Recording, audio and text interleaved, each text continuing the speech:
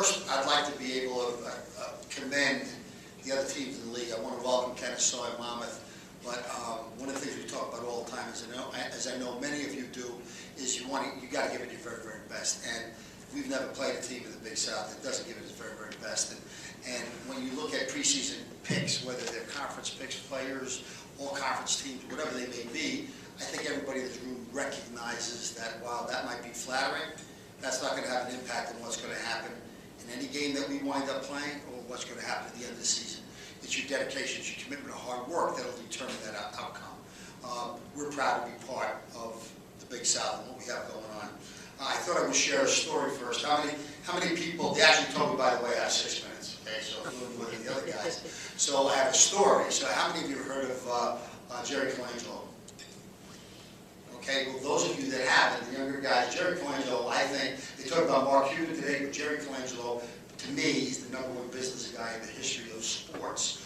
He was the founder and the CEO of the Phoenix Suns, playing the NBA championship. He was the CEO of the Arizona Diamondbacks that beat the Yankees in the World Series. And he's the guy that Commissioner Stern had appointed to be head of USA Basketball. He's the guy that hired Krzyzewski, and he's won 3 gold medals for our country in the Olympics.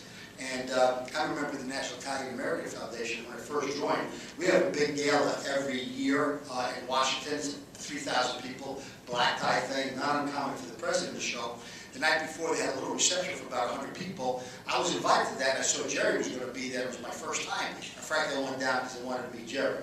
So I go in, I get into the reception hall, I stop to grab something to drink. I'm going to look for him right away. There's a tap on my shoulder. I turn around, the guy says, "Joe, Jerry Colangelo." So we had a great opportunity to chat for a little while. I actually told him what an honor it was. He said, "There's one reserved table here tonight. You want to sit with us?" I said, "Sure, I'd be honored to." He goes, "Go ahead up front. I'll be over there in a couple minutes." I go over, and guess who's sitting at the table? It's Tommy Lasorda. Now, how many of you know Tommy Lasorda? Okay, probably the most famous guy in the history of Major League Baseball.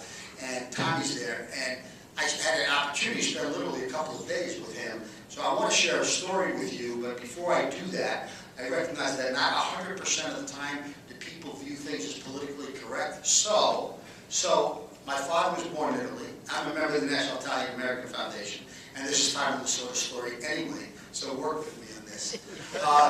There are 2 generals preparing for battle, a German general and an Italian general. And they finish their preparation, and the German general turns around to one of his aides and he said, "Hans, bring me my red coat." And the Italian general says, "Hey, General, you don't understand. Why is it for a red coat?"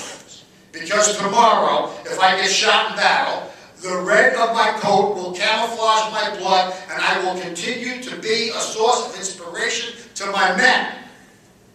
The Italian general thought about it for a minute or 2, turns around to his aide and says, "Hey, Luigi, go get him my brown pants." It was funnier than that, guys. As far as our season goes, we're certainly looking forward to the season, but while we have some guys coming back, we've also lost a lot. We've lost guys. When you look at what we've got coming back with regards to offense, while Alex will lead that unit, there are going to be a lot of people who've got to be able to replace. It'd be difficult for the offense to be as good as it was a year ago, but we're going to work as hard to try to figure that out.